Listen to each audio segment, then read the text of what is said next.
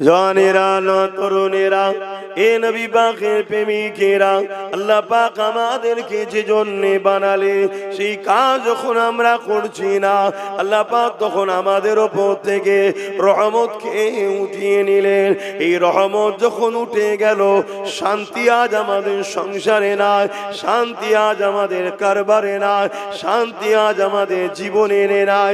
এ না জওয়ানেরা, প্রতিটা মানুষ আজ বিমারগ্রস্ত হয়ে যাচ্ছে, প্রতিটা মানুষ আজকে ডিপ্রেশনের মধ্যে রয়েছে, প্রতিটা মানুষ আজকে দুনিয়ায় পেরেশানের মধ্যে রয়েছে।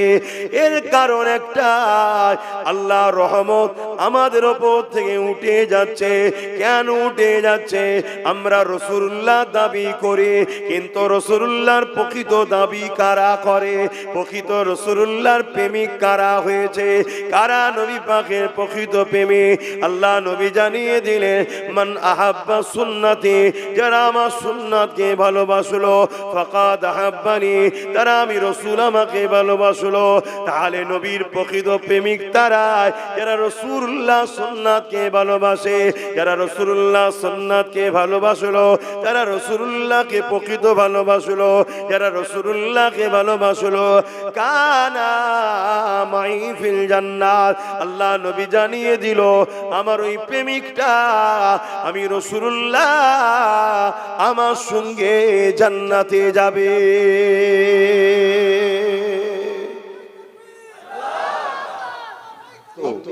মহান রব্বুল আলামিন আমার রাসূলকে মডেল করে, নেতা করে, লিডার করে, রাসূল করে, अवतार করে, মেসেঞ্জার করে, প্রফেট করে আমার রাসূলকে 570 খ্রিস্টাব্দে পাঠিয়েছেন। মাত্র 23 বছরের মধ্যে মক্কা থেকে, মদিনা থেকে শুরু করে এদিকে সাউথ আফ্রিকা, এদিকে চীন, এদিকে রোম, পুরো মাগরিব থেকে মাশরিক কোন জায়গা বাদ দেয়নি। রাসূল নাই, সত্য শান্তির পয়গাম পৌঁছে দিয়েছে। জোরে বলুন সুবহানাল্লাহ। সেই নবীর উম্মত আজ আমরা রাসূল ভোলা হয়ে গেলাম। তাই আজকে আমাদের এই দুর্দশা।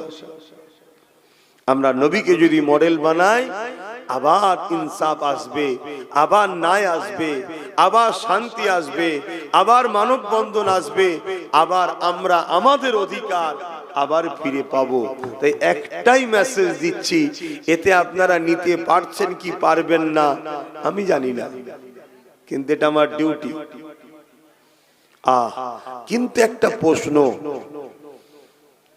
আমার রাসূল যে এই যে মেসেজটা দিয়েছিলেন, জুলুমকে বন্ধ করলেন, সন্ত্রাসকে বন্ধ করলেন, নারী হত্যা বন্ধ করলেন, রেপ বন্ধ করলেন, নেশামুক্ত সমাজ গড়লেন আমার রাসূল, এটা কি সহজে হয়ে গিয়েছিল না অনেক বাধা? বলুন, অনেক বাধা। তাহলে আজকেও যখন তাহলে উম্মতে মুহাম্মাদি হিসাবে সেই নবীর দ্বীনের হিফাজতের জন্য সমাজে নাই, সমাজকে নেশা মুক্ত, সমাজকে দুর্নীতি মুক্ত, সমাজকে রেপ মুক্ত, সমাজকে খুন মুক্ত, এটা করার দায়িত্ব আমাদের আছে না নাই? এটাই তো ডিউটি দিয়েছে আল্লাহ। আল্লাহ জিন্দাবাদ, আল্লাহ।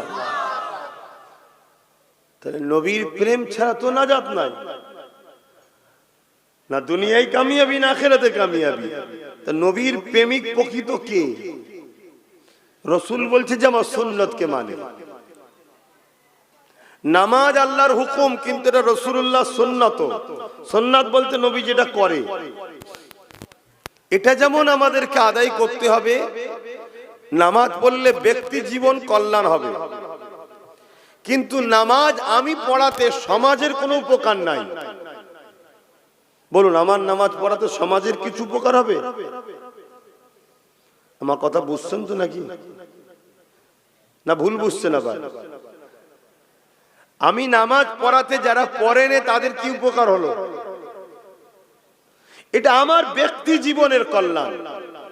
আমি নামাজ পড়েছি, আল্লাহকে সেজদা দিয়েছি, এটা আমার ব্যক্তি জীবনের কল্যাণ।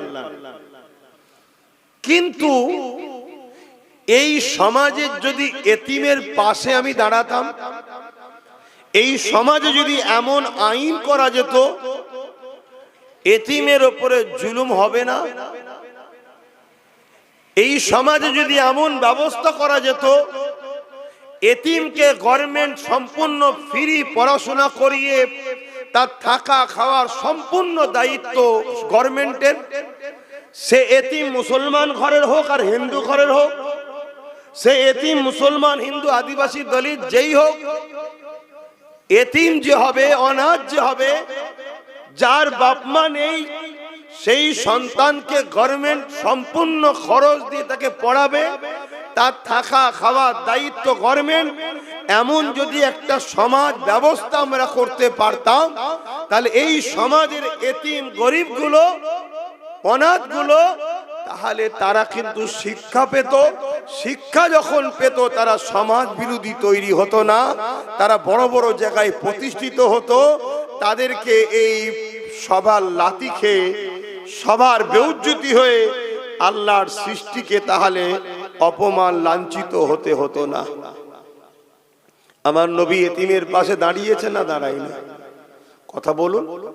তখন ছিল বাইতুল মাল, নবী একটা ফান্ড করেছিলেন, সেই ফান্ড থেকে সম্পূর্ণ এতিমদেরকে দেখা হতো।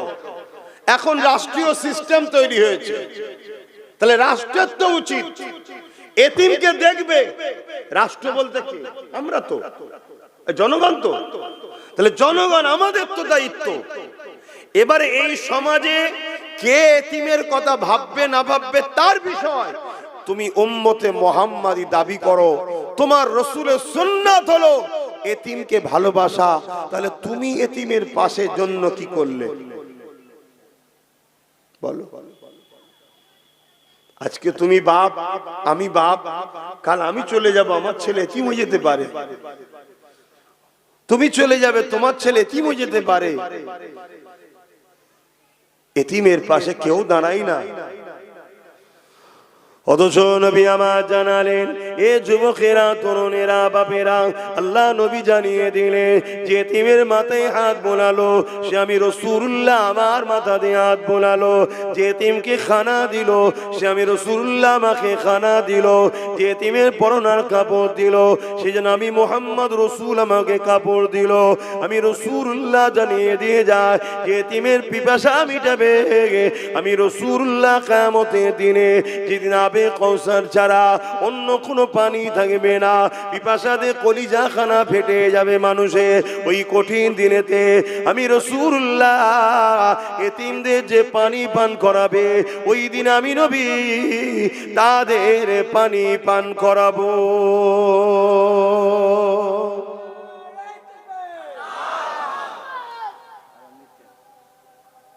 আপনাদের মহল্লা, আচ্ছা, আজান হয়ে যায়, এই শীতের বেলা হুক চলে যায়।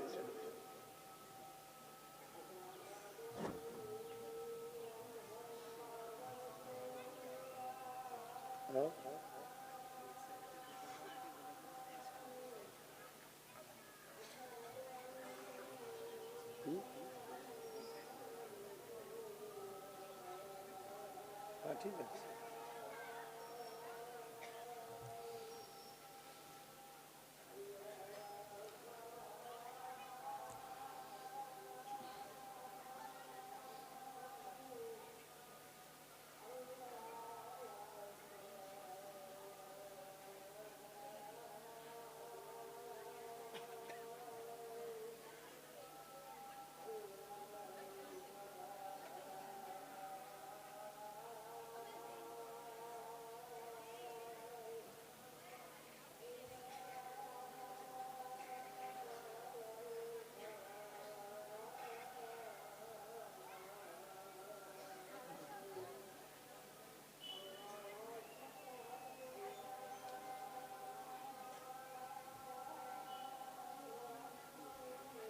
আল্লাহ আল্লাহ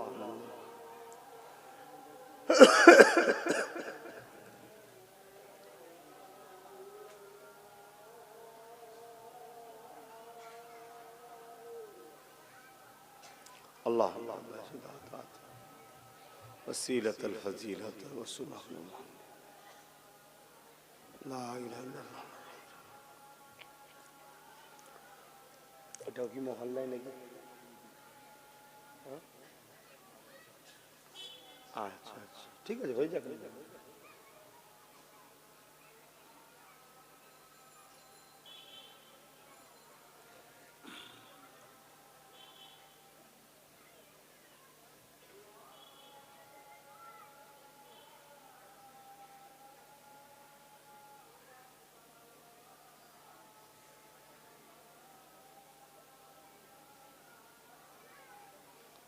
আল্লাহ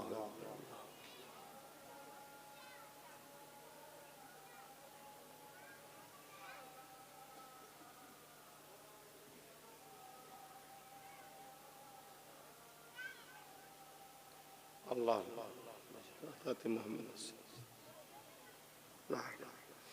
দুরূদ শরীফ আল্লাহুম্মা সাল্লি আলা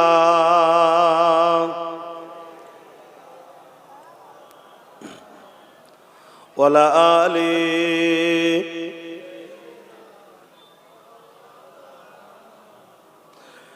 প্রেম আগুনে জ্বলে মরি ও হে রাব্বানা, আমি যারি প্রেমের পাগল সে তো মদিনায়। আমি যারি প্রেমের পাগল সে তো মদিনায়। মন পাখিরে বলি তোরে উড়ে যা তুই সেই শহরে। মন পাখিরে বলি তোরে উড়ে যা তুই সেই শহরে। যেই শহরে গেলে পরে, যেই শহরে গেলে পরে মিটবে মনের বেদনা। আমি যারি প্রেমের পাগল সে তো মদিনায়। আল্লাহুম্মা সাল্লি আলা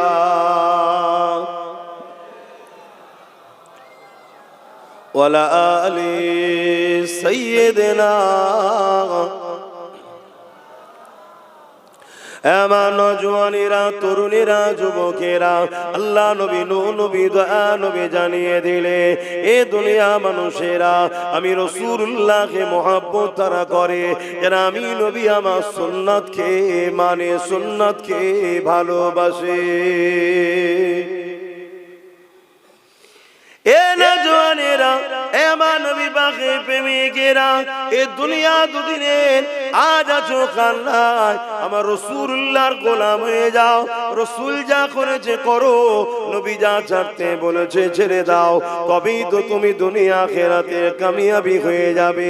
হ্যাঁ, আল্লাহর রাস্তায় চলাটা হয়তো বড় কঠিন, কিন্তু মনে রাখবে কিছুদিন পর আল্লাহ যখন তোমাকে পরীক্ষাটা নিয়ে নেবে, তোমাকে আল্লাহ সাহায্য করা শুরু করে দেবে, সেখানে তোমার আর কোনোদিন দুনিয়া আখিরাতে কষ্ট থাকবে না। আল্লাহ পাকের রাস্তায় যখন কোনো বান্দা বান্দি চলতে থাকে, এই চলাটা শুরু হয় কাঁটার উপর দিয়ে, কিন্তু কিছু দূর যাবার পরে শান্তি আর শান্তি ফুলের উপর দিয়ে শুরু হবে। আর শয়তানি রাস্তা শুরুটা হয় ফুলের উপর দিয়ে, কিন্তু কিছু দূর যাওয়ার পরে এমন অন্ধকারে এসে পড়ে যাবে আর কোনোদিন সে অন্ধকার থেকে বেরোতে পারবে না। দুটো রাস্তা রয়েছে, ভাবেন দুনিয়া দুদিনে, কিন্তু আজ আমরা সহজে ইসলামকে পেয়েছি, তাই ইসলামের উপরে আমাদের অতটা গুরুত্ব নাই। এমন নওজোয়ান তরুণেরা, অথচ আল্লাহ নবী কতটা কষ্ট করেছে এই ইসলামের জন্য, সাহাবা হুজুররা কতটা কষ্ট করেছে এই জমিন থেকে সন্ত্রাসকে মুক্ত করার জন্যে, এই জমিনকে অন্যায়কে মুক্ত করার জন্যে, এই জমিনে মায়ের জাতের সম্মান দেওয়ার জন্যে আল্লাহ নবীর সাহাবাদের উপরে কত জুলুম হয়েছে ইতিহাসে পাতা সাক্ষী দেয়।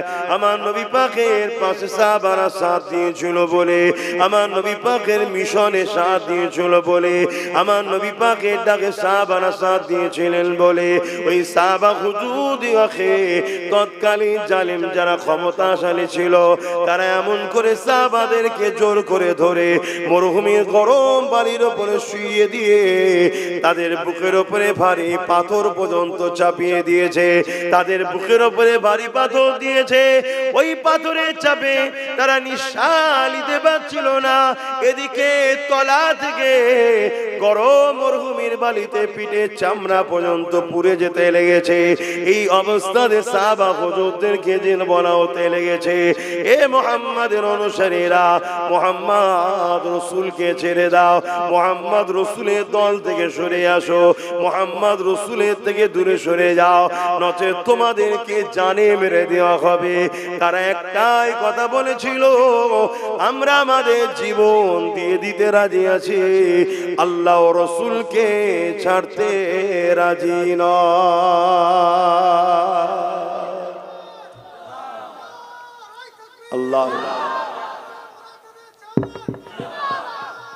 আল্লাহ। আর আজকে আমরা মুসলমানদের মধ্যে লাখো কোটি মুসলমান আছে যাদেরকে কোনো চাপ দেওয়া হয় না, শুধু সামান্য কিছু ভিক্ষার কিছু ছোট ছোট পদ দেওয়া হয়েছে। আল্লাহর মসজিদ মাদ্রাসা কোরআন ওয়াকাফকে ছেড়ে দিতে রাজি আছে, কিন্তু দুনিয়ার মসজিদ মাদ্রাসা ওয়াকাফের দুশমনদের ছাড়তে এরা রাজি নাই। এরা মুসলমান আছে না? না বলুন। তাহলে আমি প্রথমেই বললাম যে সব মুসলমান ইমানদার নয়।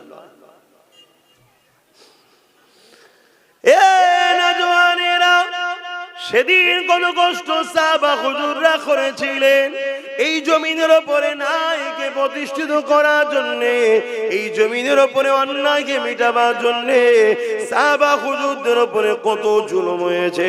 আমার নবী পাকের সাথে সাথ দিয়েছিলেন হযরত খুবাইব রাদিয়াল্লাহু তাআলা, হযরত খাব্বাব রাদিয়াল্লাহু তাআলা। তিনাকে জালিম খ্রিস্টান বাদশা ধরে নিয়ে গেছে, নিয়ে গিয়ে বন্দি করে বলতে লেগেছে, হে খুবাইব, হে খাব্বাব, মুহাম্মদ রাসূলকে ছেড়ে দাও, মুহাম্মদ রাসূলের দল ছেড়ে দাও, মুহাম্মদ রাসূলের সাথ দিও না, আমাদের দিকে চলে আসো, তোমাকে অনেক পুরস্কার দেওয়া হবে, অনেক সম্মানিত করা হবে। আল্লাহ নবীর সাহাবী হযরত খাব্বাব রাদিয়াল্লাহু তাআলা তিনি বলতে লেগেছে, জালিম তোমরা যতই চেষ্টা করো না কেন আমরা জুলুমের সাথ দিতে পারবো না। কেন আমার আল্লাহ আজ জালিমদের সাথে নাই, আমার আল্লাহ মজলুমদের সাথে আছে। তোমরা জালিম, তোমাদের সাথে আমরা সাথ দিতে পারবো না, কারণ এই দুনিয়া দুদিনের, আজ আছে কাল নাই। জালিমের সাথ যদি দিই আল্লাহ পরকালে জালিমদের সাথে জাহান্নামে দেবে, এই জালিমদের সাথ আমরা দিতে পারবো না। এই কথা শুনে জালিমরা হযরত খাব্বাব রাদিয়াল্লাহু তাআলা হুজুরকে আগুন তৈরি করেছে, ওই আগুনে হাত পা বেঁধে দিয়ে ওই আগুনের উপরে কোমরের অংশটা বসিয়ে দিয়েছে, ওই আগুনে কোমরকে পোড়াতে লেগেছে, ওই কোমর থেকে পানির মতো রস বেরোতে লেগেছে, গোস্ত চর্বি গলে গলে রস বেরোতে লেগেছে, ওই রসেতে আগুন নিভিয়ে যায়, আবার জালিমরা আগুন ধরায়, আবার খাব্বাব হুজুরকে নিয়ে যে বসায়। এ যুবক রে, অনেক কষ্ট করে ইসলাম এসেছে, অনেক কষ্ট করে ইনসানিয়াত এসেছে, অনেক কষ্ট করে মসজিদ মাদ্রাসা হয়েছে। আজ তোমার আমার গাফলতির জন্য তোমার আমার ভুল পদক্ষেপের জন্য আজ আল্লাহর ঘরকে জালিমরা মিটিয়ে দিচ্ছে, আজ বুলডোজার দিয়ে মাদ্রাসা মিটিয়ে দিচ্ছে। মনে রেখে দিও, আমার আল্লাহ পাক ওই মসজিদের মুখাপেক্ষী নয়, আমার রাসূলুল্লাহ মাদ্রাসার মুখাপেক্ষী নয়। হ্যাঁ, মসজিদ আল্লাহর ঘর, মাদ্রাসা নবীর ঘর, কিন্তু মসজিদ চলে গেলে আল্লাহ পাকের কিছু হারাবার নাই, মাদ্রাসা চলে গেলে আল্লাহ পাকের রাসূলের কিছু কমে যাওয়ার ব্যাপার নয়। কিন্তু তুমি আমি পরকালে কোন মুখে আল্লাহর জান্নাতের আশা করব?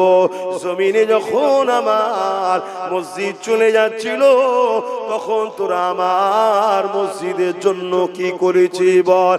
এটাই তো তোমার ঈমানের পরীক্ষা। করবে না করবে না? কথা বলে। আজকে কোন একটা গ্রাম যদি জালিম নেতাদের হাত থেকে ফসকে যায়, নেতা দেখে ওই এলাকার লোককে জিজ্ঞেস করে না করে না? বলো বলো, যে ফসকে গেল, তোরা কি করলি, চল তুই বাদ। তা দুনিয়াদারি মামলায় যদি তারা এটা কথা বলতে পারে, অথচ কোন নেতা আমাদেরকে বানায়নি, আর যিনি আমাদেরকে বানিয়েছে, দুটো হাত দিল, দুটো পা দিল, চোখ দিল, কান দিল, জবানে কথা দিল, সে আল্লাহ তো জিজ্ঞেস করবে, হারা আমার ঘর চলে গেল, আমার মসজিদের, আমার মাদ্রাসার উপর দুশ্মনী হলো জালিমরা, তোরা কি করলি? কি জিজ্ঞেস করবে না করে? কি মনে হচ্ছে আপনাদের? আপনাদের কি মনে হচ্ছে বলে? যদি মনে হয় না জিজ্ঞেস করবে না, তাহলে আমার থেকে বড় আসবে কি লাভ?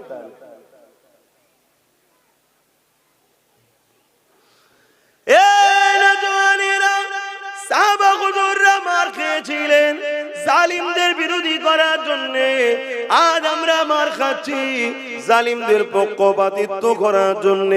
সাহাবা হুজুররা মার খেয়েছিলেন এতিম গরিবদের বাঁচাবার জন্য, আজ আমরা মার খাচ্ছি এতিম গরিবদেরকে যারা লুটছে তাদের জন্য। সাহাবা হুজুররা মার খেয়েছিলেন এই জমিনে সন্ত্রাস মুক্ত করার জন্য, এই জমিনে নারীদের অধিকার দেওয়ার জন্য, এই গরিবদের অধিকার দেওয়ার জন্য। আজ আমরা মার খাচ্ছি যাদেরকে আমরা ক্ষমতায় আল্লাহ সেই জালিম অত্যাচারী নারী বিদ্বেষীদের হাত থেকে। এ যুবকেরা, তরুণেরা, আজ আমরা ভারতের মুসলমান, এই ভারতবর্ষের পেপার গুলো খুলে দেখো, ভারতবর্ষের মিডিয়া গুলো খুলে দেখো, কম বেশি প্রতিদিন দেখতে পাবে কোনো না কোনো জায়গাতে গরিবের ঘরে বেটিদের উপরে অত্যাচার হচ্ছে। সেই মেয়েটার বয়স হয়তো 3 বছর, তাকেও ছাড়ছে না। সেই মেয়েটার বাচ্চাটার বয়স হয়তো 5 বছর, তাকেও ছাড়ছে না। সেই বাচ্চাটার কন্যাটার বয়স হয়তো 8 বছর, তাকেও ছাড়ছে না। এ ভারতের মুসলমান, অন্যকে কি করছে আমার দেখার দরকার নাই। মুসলমান তো তারা, নবীর উম্মত তো তারা, যারা দুনিয়াকে কাঁপিয়ে দিয়েছে, দেখিয়ে দিয়েছে নারীদের উপরে জুলুম হলে তাদের বিরুদ্ধে একদিন নয়, দুদিন নয়, বছর বছর পর্যন্ত লড়াই করেছে যে জাতি, ওই জাতিকেই তো বলা হয় মুসলমান। এ যুবকেরা, তরুণেরা, আজ আমরা এত খারাপ হয়ে গেলাম, আমরা নারীদের ইজ্জত বাঁচানো তো দূরের কথা, আজকে দুঃখের বিষয় আমরা তাদেরকেই সাপোর্ট করছি যারা ক্ষমতার জোরে টিকে রয়েছে, আর তাদের চামচাগুলোই নারীদের উপরে জুলুম করছে, তাদের আমরা গোলামি করতে লেগেছে। এই গোলামি এমন জায়গায় পৌঁছে গেল, এই গোলামি এমন জায়গায় পৌঁছে গেল, পুরো ভারতবর্ষের জমিনে গত 2 দিন আগে বিহারের মুখ্যমন্ত্রী দেখা যাচ্ছে আমাদের ঘরের এক মেয়ের মুখের কাপড় ধরে টানছে। কেমন লাগলো দেখতে? খুশি তো? আমি জানি বিহারের মুখ্যমন্ত্রী হয়তো প্রকাশ্যে মুখের কাপড় ধরে টানে, ও গোপনে আরো কাপড় অনেক কিছু ধরে টানে, ওর চরিত্র খারাপ আমি জানি, ওর কথা বাদ দেন। কিন্তু আপনাদের জিজ্ঞেস করছি যে আপনাদের কেমন লাগলো দেখতে? ভালো লেগেছে তো? বলেন বলেন। কেন? ও জানে যে যার মুখের কাপড় ধরে টানছি এ জাতির পুরুষরা সে ঈমান আর নেই, যে ইমান মোহাম্মদ বিন কাসেমের ছিল, একটা 18 বছরের যুবক, এক নারীর উপরে জুলুম হয়েছিল, খবর পেয়ে পুরো আক্রমণ করে ছিলেন তিনি। তাহলে আজকে সেই জায়গায় আমরা এত মুসলমান থাকার পরও আজকে কোথায় যাচ্ছে? বলো, ভাবো ভাবো, কে মাথা ঢাকবে, কে মুখ ঢাকবে, কে বুক ঢাকবে, কে আরো কিছু থাকবে, সেটা তার স্বাধীনতা। কেউ যদি প্রকাশ্য মুখ খুলতে পারে, তার চরিত্রে আরো গোপনে অনেক কিছুই খুলতে পারে। এটা ভাবাটা স্বাভাবিক, তাই তো নাকি? কিন্তু সব কথা যাক, আমি আপনাকে প্রশ্ন করছি, এই অসভ্যতা এত মাথায় উঠলো কি করে? এতে কি আমাদের দোষ আছে? না, শুধু বাংলালে তো বলছি না, টোটাল মুসলিম সমাজকে বলছি, আমাদের দোষ আছে না? না, এখনো শুধরান, এখনো সময় আছে। লাভ লসের রঙ্ক করে করে করে করে করে করে করে করেই তো জিন্দেগি শেষ করে দিলেন। অঙ্ক সব বন্ধ করুন, একটাই কথা, যে আমার নয় আমি তার নয়, এই অঙ্ক করতে শিখুন। সব সবার ঘর গুছিয়ে নিচ্ছে, আর তুমি শুধু সবার ঘরের কাজ করে বেড়াচ্ছ। সবাই সবার ঘর গুছিয়ে নিচ্ছে, আর তুমি শুধু পরের ঘরে ঝাঁট দিয়ে বেড়াচ্ছ। তোমার ঘরটালে কখন তুমি ভাববে? আমি বলবো না অন্যদের মতো জোর ঘর ভাঙো, ওর মেয়েটিকে তুলে নিয়ে আসো, যেমন বলছে, দেখছেন তো নাকি প্রকাশ্য মিডিয়াতে বলছে মুসলমানদের 10টা মেয়েকে তুলে নিয়ে আসতে পারলেই চাকরি পাবে। দেখেছেন আপনারা এই ভিডিওটা? কেউ মোবাইল গুলো নিয়ে কি করেন একটু দেখুন। যেমন উত্তরপ্রদেশের যে মুখ্যমন্ত্রী, এখন আমার দেশের জন্য এগুলো বলতেও লজ্জা লাগে, যে একটা সময় বলেছিল মুসলমানদের মেয়েদের কবর থেকে তুলে রেপ করা হবে, জানেন তো? দেখেছিলেন? এই কথা বলছেন। তাহলে এত বড় একটা কুখ্যাত সমাজ বিরোধী, নোংরা মাইন্ডের লোক, সংবিধান বিরোধী লোক, সে একটা বড় রাজ্যের মুখ্যমন্ত্রী হয়ে যাচ্ছে। এখনো তোমার আমার খেয়াল নাই যে দেশ কোন গতিতে যাচ্ছে। তুমি এখন, আমি এখন ওই হাতির দেখানো দাঁত যারা দেখাচ্ছে সেকুলারের নামে, তাদের পিছনে এখনো ছুটছি তুমি আমি বলছি না তুমি কমনাল হও, কারণ ইসলামে কোনোদিন গোলামির জায়গা নয়।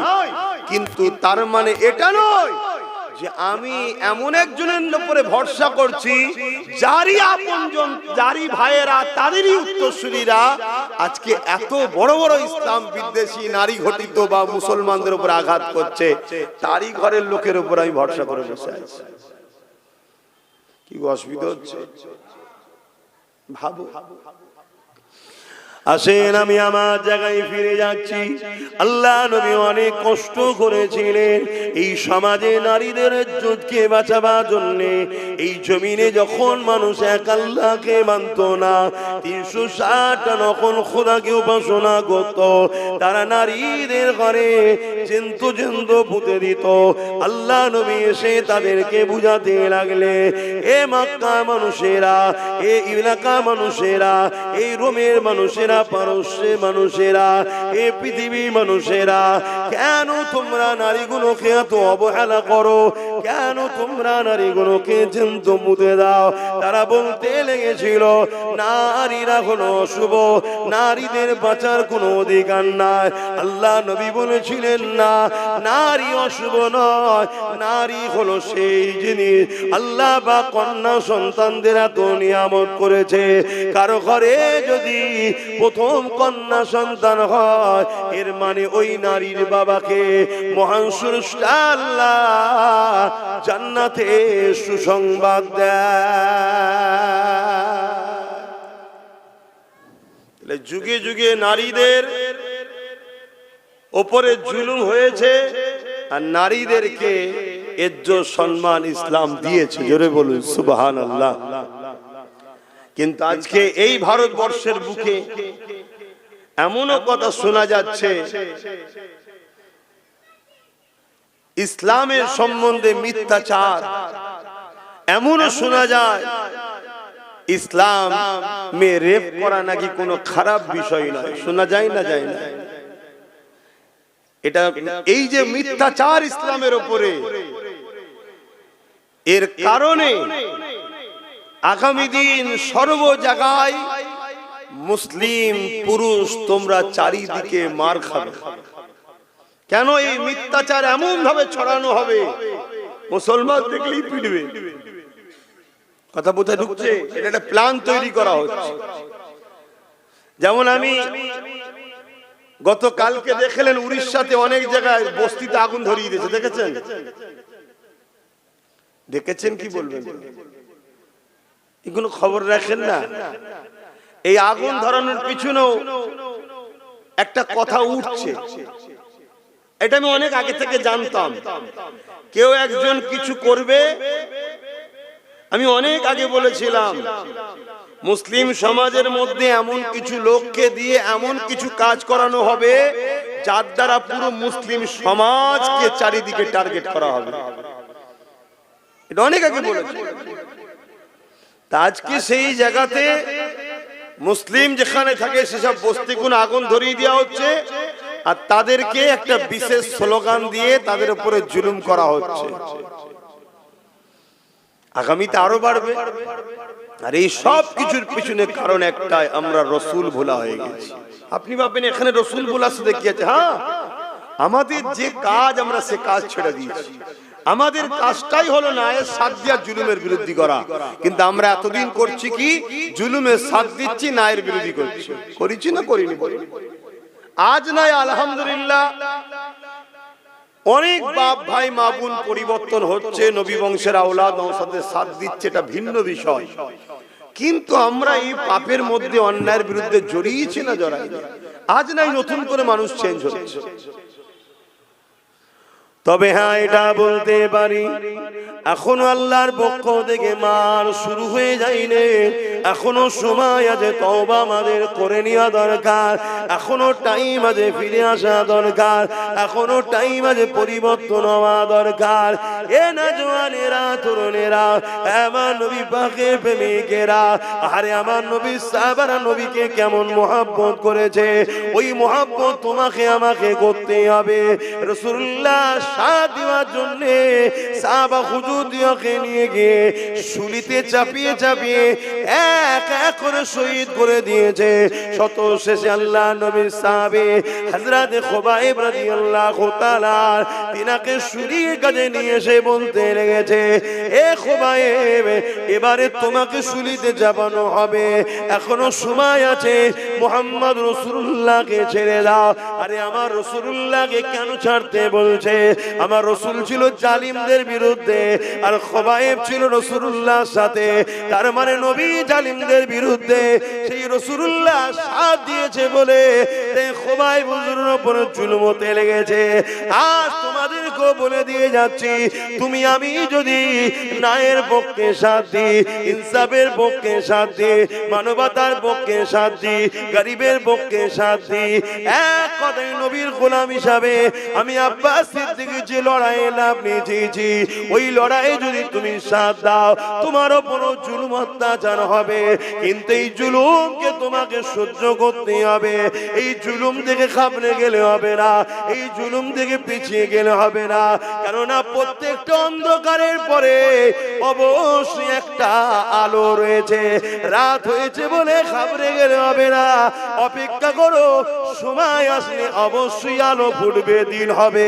ঠিক তেমনি আল্লাহ কোরআনে জানিয়েছে, হে আমার বান্দা বান্দিরে, অবশ্যই কষ্টের পরে আমি আল্লাহ তোমাদের শান্তি দেব।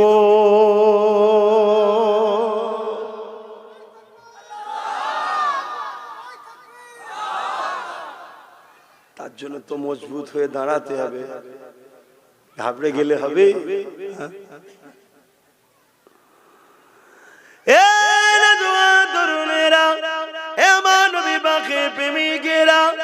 কতটা কষ্ট করেছে আল্লাহ নবী, কতটা কষ্ট করেছে সাহাবা হুজুররা ইসলামের জন্য। যখন আমার আল্লাহ পাক জানিয়ে দিলে জিবরাইল মারফতে আমার রাসূলুল্লাহকে বলে দিলে, হে আল্লাহ পাকের নবী আখেরি নবী হুজুর, আপনি আজকে রাত্রিতে হিজরত করে না, কেননা জালিমরা আপনাকে শহীদ করে দিবার জন্য তারা মিটিং করে নিয়েছে। এই সময় হযরতে জিবরাইল এসে আমার রাসূলুল্লাহকে জানিয়ে দিলেন, আপনি হিজরত করে নেন। এ যুবকেরা, তরুণেরা, আমার রাসূলুল্লাহকে হিজরত করতে হয়েছিল, কিন্তু আমার নবী পাক ঘর থেকে বেরোবার আগে 40 জন জালিম আমার রাসূলুল্লাহর ঘরকে ঘিরে ফেললো। 40 জন উলঙ্গ তরোয়াল নিয়ে আমার রাসূলুল্লাহর ঘরকে ঘিরে ফেলেছে। অনেক বড় কথা, আমার নবী পাক কিভাবে বেরিয়েছে আপনারা সবাই জানে। ওখান থেকে রাসূলুল্লাহ রওনা দিয়ে দিলেন। রাসূলুল্লাহর সাথে কে ছিল? হযরত আবু বকর সিদ্দিক ছিলেন। রাসূলুল্লাহর সাথে যেতে লেগেছে। এরকম সমান রাস্তা নয়, পাহাড় আর পাহাড়, পাহাড় আর পাহাড়, একটার পর একটা পাহাড় কে ওভারটেক করে করে রাসূলুল্লাহর সিদ্দিক আকবর যেতে লেগেছে। এতটা কষ্ট কেন করতে হয়েছে? কি জন্য নবীর উপরে এত জুলুম হলো? না নবী ইনসাফের পক্ষে ছিল, নবী মানবতার পক্ষে ছিল, নবী গরিবের পক্ষে ছিল, নবী নারীর অধিকারের পক্ষে ছিল, নবী সন্ত্রাসদের বিরুদ্ধে ছিল, নবী জালিমদের বিরুদ্ধে ছিল। নবী এমন করে এই জমিনের উপরে সভ্যতা, ইনসাফ, ইনসানিয়াত প্রতিষ্ঠিত করতে চেয়েছিল। তাই রাসূলুল্লাহর বিরুদ্ধে তৎকালীন জালিম শাসকরা লেগেছিল। এ যুবকেরা, তরুণেরা, একটা সময় দেখা যায় আল্লাহ নবীর নূরের কদম থেকে রক্ত বেরোতে লেগেছে, পাথরের কোনার আঘাত লেগে। সিদ্দিক আকবর তখন বলতে লাগলে, ইয়া রাসূলুল্লাহ, হাবিবাল্লাহ, আপনি আমার পিঠ মুবারকে উঠুন, আমি আবু বকর আপনাকে পিঠে করে নিয়ে নিয়ে নিয়ে মদিনা ইয়াসরিবে পৌঁছে দেব। কোন জায়গায় বলছে?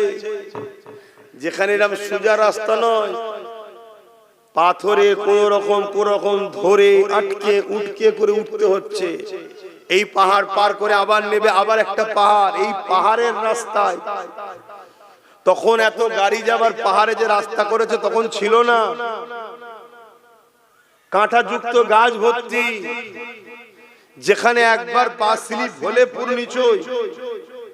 এরকম একটা পথের ওপরে আবু বকর সিদ্দিক নিজে চলছে, তিনারও পা দিয়ে রক্ত বেরোচ্ছে। সেই অবস্থাতে হুজুরকে বলছে, হুজুর আপনি আমার পিঠে আসুন, এই সুযোগটা আবু বকরকে দিন। কিয়ামত দিন আল্লাহ বললে আমি তো বলবো, আল্লাহ আবু বকর আপনার হাবিবকে পিঠে তুলে ঘুরেছে। জোরে বলুন সুবহানাল্লাহ। ভাবু মোহব্বত কাকে বলে। আর আমার রাসূলের উপরে এই জুলুমটা কেন? নবী অন্যায়ের বিরুদ্ধে ছিল, জালিমের বিরুদ্ধে ছিল। আমি আপনাকে আবার একবার বলছি, প্রকৃত প্রেমিক তো সে যে নবীর সুন্নাতকে মানে। অনেকে আছে মুখে দাড়ি রেখেছে, কেন রেখেছেন? না নবীর সুন্নাত। মাথায় টুপি দিয়েছেন, কেন? নবীর সুন্নাত। ভালো কথা, ভালো কথা।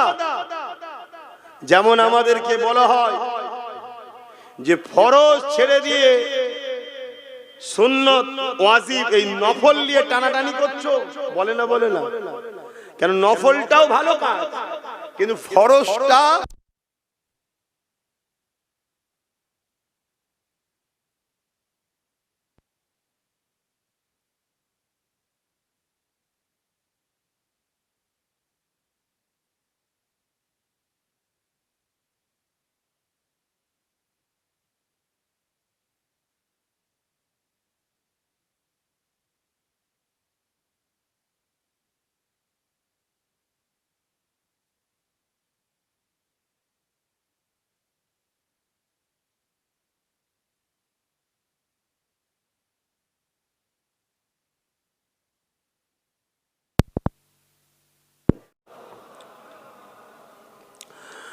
যাদের হৃদয়ে আছে আল্লাহর ভয়, তারা কখনো নবী ভুলে যায় না। আল্লাহর প্রেম ছাড়া এই দুনিয়ায় কারো কাছে কোনো কিছু চাই না। যাদের হৃদয়ে আছে আল্লাহর ভয় তারা কখনো ভুলে যায় না। আল্লাহ প্রেম ছাড়া এই দুনিয়ায় কারো কাছে কোনো কিছু চাই না। রাতের আঁধারে যারা সিজদাতে রয় দু চোখের আঁসুতে নদী যেন বয়। রাতের আঁধারে যারা সিজদাতে রয় দু চোখের আঁসুতে নদী যেন বয়। চলো না চানি যত আসো, চলো না চানি যত আসো, পিছনে ফিরো তাকায় না।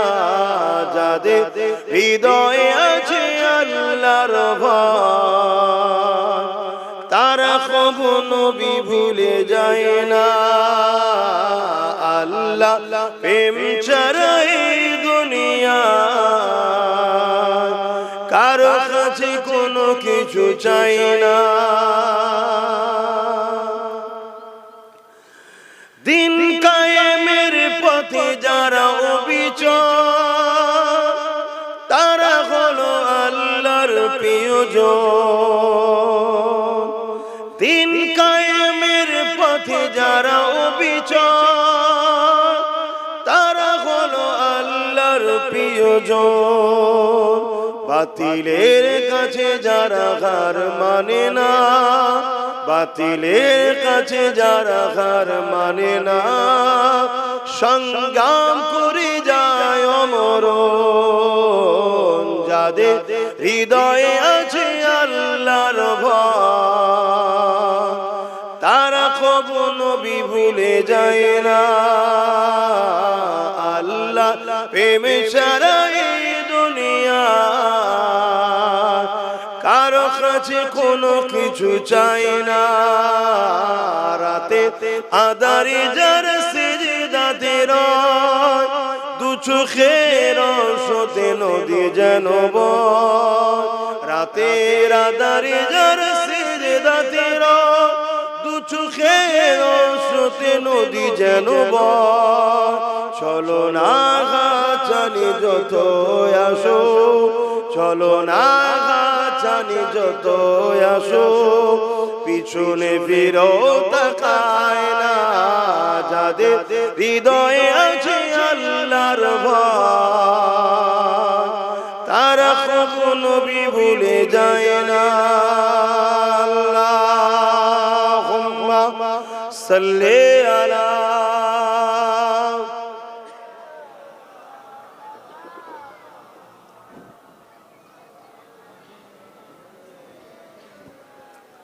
আমার আব্বা জানেরা, ভাইরা, মায়েরা, বোনেরা, আমি আবার বলছি আমার দেশের বর্ডার সিকিউরিটি নিরাপদের জন্য বর্ডারে বিএসএফ আছে না নাই? কেন রাখা হয়েছে? যাতে বাইরের শক্তি আমার দেশের উপরে হামলা না করে বা দেশের কোনো মধ্যে কেউ গাদ্দার বা দেশের মাল ইদিক উদিক সরকারি আইন ছাড়া অবৈধভাবে কেউ যেন লেনদেন না করতে পারে, দেশের ক্ষতি না হয়। বা সেনা আছে কি জন্যে? যাতে দেশের উপরে কেউ হামলা করলে প্রতিরোধ করবে, তাই তো নাকি? এজন্য তাদেরকে মাইনে দেওয়া হয়, তৈরি করা হয়েছে। তো উম্মতে মুহাম্মাদি আল্লাহ তোমাকে আমাকে জমিনে পাঠিয়েছে এই কারণে, এই জমিনের উপরে কেউ অন্যায় করলে তাকে দমন করার জন্য। তুমি কেন বুঝছো না? তুমি মনে করেছো আমাকে নামাজ পড়তে শুধু আল্লাহ পাঠিয়েছে, তুমি মনে করেছো আমাকে শুধু রোজা রাখতে আল্লাহ পাঠিয়েছে। এটাই তো তোমার ভুল কনসেপ্ট হয়েছে। নামাজ রোজা যেমন তোমাকে আল্লাহ হুকুম দিয়েছে, ঠিক তেমনি খোদার্থ মানুষকে খানা দিবার হুকুম, আর খোদার্থ মানুষের উপরে কেউ জুলুম করলে তার বিরুদ্ধে লড়াই করার হুকুম আল্লাহ দিয়েছে। জোরে বলো সুবহানাল্লাহ। তাতে তুমি পলিসি তৈরি করতে পারো। বিভিন্ন রুট তৈরি করতে পারো, বিভিন্ন প্ল্যান পরিকল্পনা করতে পারো, কিন্তু মিশন তোমার একটাই হবে, আমি জুলুমকে খতম করব, ন্যায়কে প্রতিষ্ঠিত করব। এটা তোমার কাজ। আর নামাজ ব্যক্তিগত, রোজা ব্যক্তিগত ইবাদত, হজ তোমাকে মালদার করেছে আল্লাহর ঘর দেখে আসো ব্যক্তিগত, যাকাত আল্লাহ দিয়েছে তোমাকে এটা শতকরা গরিবকে 2.5 টাকা দিতে হবে, এটা তোমার কাজ। কিন্তু আল্লাহ যেমন রাসূল টুপি পরেছে তুমি পড়ছো, দস্তকান বিছিয়ে খাচ্ছ, খাও, কিন্তু যেমন ফরজ নামাজ আর নফল নামাজ দুটো এক নয়, কিন্তু দুটোই ভালো কাজ। ফরজের গুরুত্ব অনেক বড়, নফল অনেক ছোট। নফল যদি ছেড়ে যায় তবুও অনেক গুঞ্জাইশ কনসেশন আছে, কিন্তু ফরজের জন্য কিন্তু অনেক কড়া আইন আছে, তাই তো নাকি? ঠিক তেমনি দস্তখান বিছিয়ে খাওয়াটাও সুন্নাত, তারপরেও যদি ছেড়ে যায় একটা সুন্নাত, তুমি নেকি পেলে না। কিন্তু আমার রাসূলুল্লাহর অনেক বড় সুন্নাত হলো সন্ত্রাস জালিম শাসকদের বিরুদ্ধে যুদ্ধ করে ওই সমাজের মানুষকে জালিম নেতাদের হাত থেকে বাঁচানো, এটা নবীর সুন্নাত। জোরে বললেন না সুবহানাল্লাহ? এইটা কি করবে বলো? সেই জায়গায় উম্মতে মুহাম্মাদি টুপি পরে দাড়ি রেখে জালিম শাসকের সঙ্গে সাথ দিয়ে বলছে আমি নবীর সুন্নত রেখেছি। সুন্নত রেখেছে না উম্মতকে বোকা বানাবার জন্য রেখেছে, ভাবা দরকার। যদি সুন্নতের প্রকৃত দরদি হতো, যেমন ফরজ ছেড়ে নফল টানাটানি করতো না, ফরজটাও আদায় করতো, নফলটাও করতো, ঠিক না বেঠিক? তাহলে রাসূলুল্লাহর বড় সুন্নত হলো জালিমের বিরুদ্ধে লড়াই করা। রোমের বিরুদ্ধে রাসূলুল্লাহ লড়াই করেছে, পারস্যের বিরুদ্ধে লড়াই করেছে। কেন? এরা সব ছিল অত্যাচারী, স্বৈরাচারী, মানব সুরাতে পশুর নাই জালিম শাসক ছিল। আল্লাহ নবী তাদের বিরুদ্ধে লড়াই করেছে। হে উম্মতে মুহাম্মাদি, নিজের জায়গা ভুলে গেলে। আজ আমরা লড়াইকে ভুলে গেলাম, আজ অন্যায়ের বিরুদ্ধে লড়াই করা ভুলে গেলাম, ন্যায়ের পক্ষপাতিত্ব ভুলে গেলাম। এই ভুলে যাওয়ার দরুন আমাদের আল্লাহ আমাদের কাছ থেকে সম্মান ইজ্জত মানুষের অন্তর থেকে তুলে দিচ্ছে। তাই আজকে আমরা মানুষের কাছে ঘৃণার পাত্র হয়ে গেছি। সবার মুখে একটাই কথা, মুসলমানকে শেষ করো। কেউ প্রকাশ্য, কেউ ভেতরে ভেতরে। তাই দোয়া করব, তার আগে ছোট্ট একটা কথা বলে যাচ্ছি, একটা উদাহরণ দিচ্ছি। সবাই আমাদের দুশমন, এটা মানেন তো নাকি? সবাই আমাদের মানেন তো? নমুনা বলে যাচ্ছি। একটা হলো প্রকাশ্য, দেখুন বিজেপি সরকার আমাদের ওয়াকফকে আইন করে লিখছে না লাইনে ওয়াকফকে। আর আমাদের রাজ্য সরকার দেখুন মুখে আমাদের দরদি, কিন্তু আমাদের ওয়াকফের আইনকে সাপোর্ট করলো না। দেখলেন তো, সবাই আমাদের দুশমন। বিগত দিনেও যারা ছিল তারা আমাদের দুশমনি করেছে না করেনি? কথা বলুন, হ্যাঁ কি না বলুন? সব সুযোগ সন্ধানী, আমরা বুঝে উঠতে পারলাম না। তো যাই হোক, এই শীতের বেলায় সময় তো কম, বেশি কথা আর বলতে পারছি না, এতটুকুই বললাম। এখন সালাম দেবো, একটুখানি দোয়া করব। যেসব ভাইগুলো দাঁড়িয়ে আছেন, যদি আমাদের হয় কমসে কম দুয়াতে একটু ভেতরে ঢুকে আসবেন, জানি একটু শরীক হন। সালাম পড়ি, ইয়া নবী সালাম।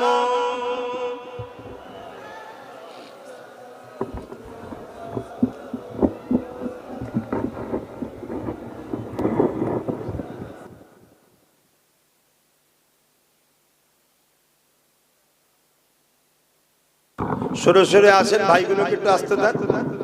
আর তো 10 মিনিট 15 মিনিট সময় আছে, একসাথে বসে কমসে কম দুয়ায় শরীক হন।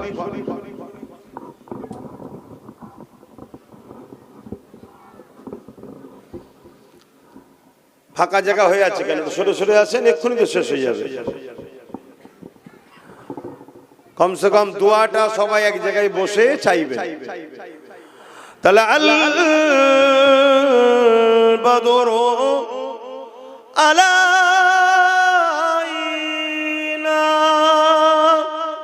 من شنيات الوداع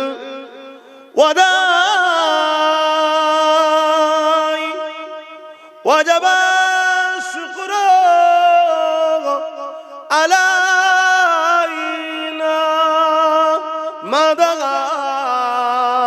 লিল্লাহ আহিদাই ইয়া নবী সালাম ইয়া রাসূল ইয়া হাবিব সালাম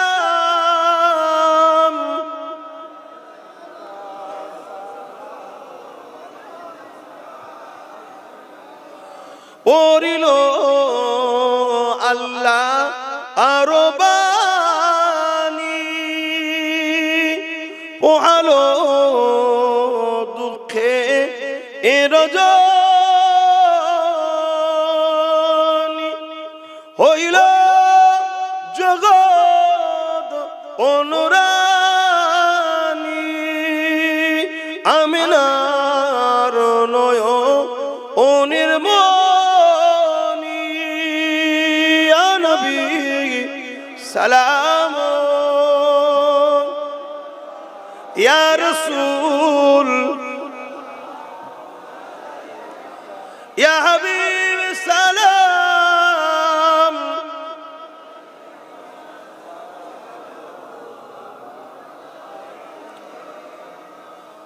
তোমরা ওই কজন উপরে রয়ে গেলে কেন? একই কথা, সবাই নেমে এলো, তোমরা ওই কজন রয়ে গেল। তাহলে চিন্তা করো, তোমরা যদি আমাদের কথা না শোনো, এটা আমাদের ক্ষতি না তোমাদের ক্ষতি? কোনটা মনে হচ্ছে? আমার ক্ষতি হবে মনে হচ্ছে? তোমাদের ক্ষতি হবে। আমার কি সমস্যা? প্রত্যেকটা ক্ষেত্রে মনে রেখে দিও, তোমাদেরকে বাঁচাবার চেষ্টা করছি।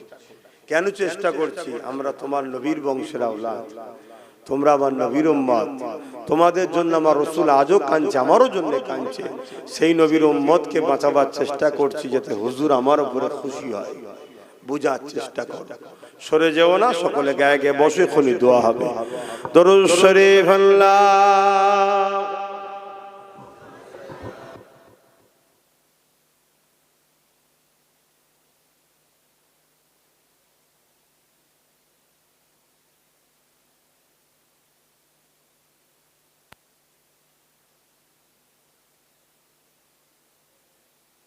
বিসমিল্লাহ শরীফের সঙ্গে 11 বার দরুদ শরীফ, 3 বার শরীফ, 10 বার শরীফ ইখলাসি তেলাওয়াত হবে।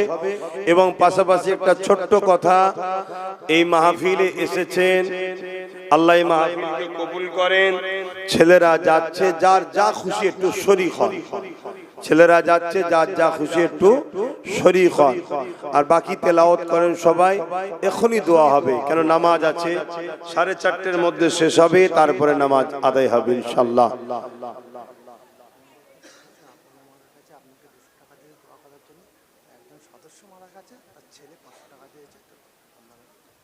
আচ্ছা, আল্লাহ কবুল করেন, আল্লাহ তাদের মনের আশাকে কবুল করে। বোন আল্লাহুম্মা আমিন। দেন দেন দেন, যার যা খুশি একটু শরীক হন, যার যা খুশি একটু শরীক হন। বিসমিল্লাহির রহমানির রহিম। এই যে আপনাদের ঘরে বললাম, আপনারা সবাই চলে আসলেন, এইটা কতটা যে আপনারা নিজেদের উপকার করলেন, এটা আপনারা নিজেরা বুঝতে পারছেন না। যখন মুসলমান তাদের উলামাদের কথা শুনবে, তখনই জানবেন ইসলাম বিদ্বেষীরা বড় টেনশনে পড়ে যাবে। কথা বুঝছেন তো? কিন্তু এটা আপনারা সবাই তো বোঝেন না, যে দেখো ওদের উলামারা ডাকলো, সঙ্গে সঙ্গে চলে গেল। এই জিনিসটা জালিমদের ঘরে কিন্তু ঘাবড়ায়, ভয় খাওয়ায়। কিন্তু আমার ভাইয়েরা তো অনেকে বোঝে না, তারা মনে করে দৌড় বাবু ডাকছে, ডাকুকে যাকতো, যা বলছে বলুককে যাকতো। কথা বুঝে আসছে? দেখো ভাই, একই কথা বারবার বলছি, তোমরা বিরক্ত হচ্ছ কি জানি না, তবে কিন্তু আকাশে খুব কালো মেঘলা উঠেছে।